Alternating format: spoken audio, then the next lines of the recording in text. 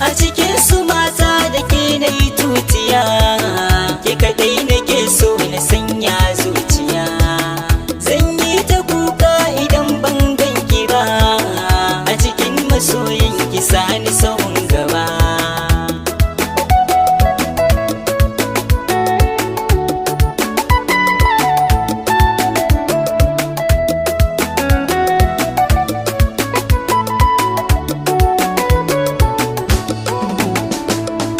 Ciwo na so shi ka illata zuciya, wanda duk yake so a dole sha wuya.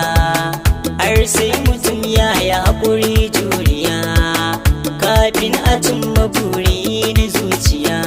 Kai matukar mutum za ya faɗa a rijiya, bai san abin da zai riske shi ba.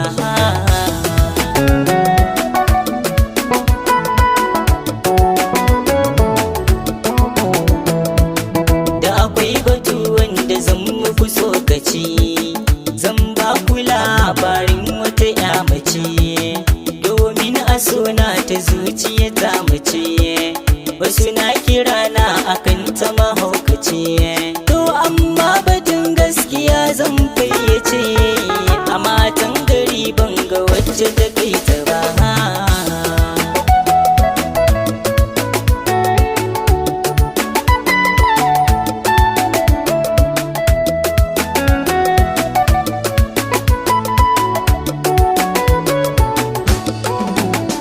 Ita doguwa ce fara siririya, mai farin idanu akwai ta da kwalliya.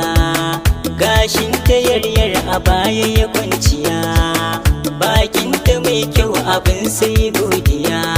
Kai in ka kalli hancin ta dole ka gaskata, ko da Arab Indiya ba su kai ta ba.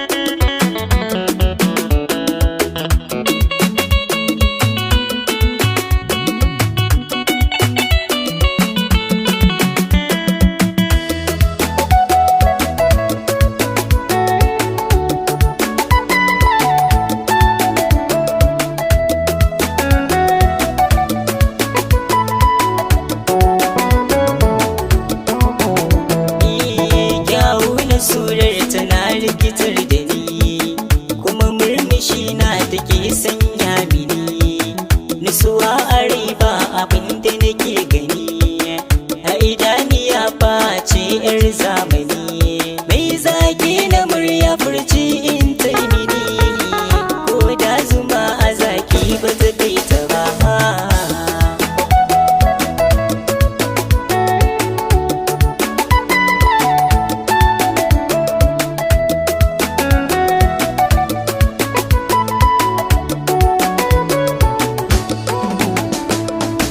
Tafiyar ta mai kyau kamar ta wahainiya, mai kendiri zo gare ni ki sanyaya.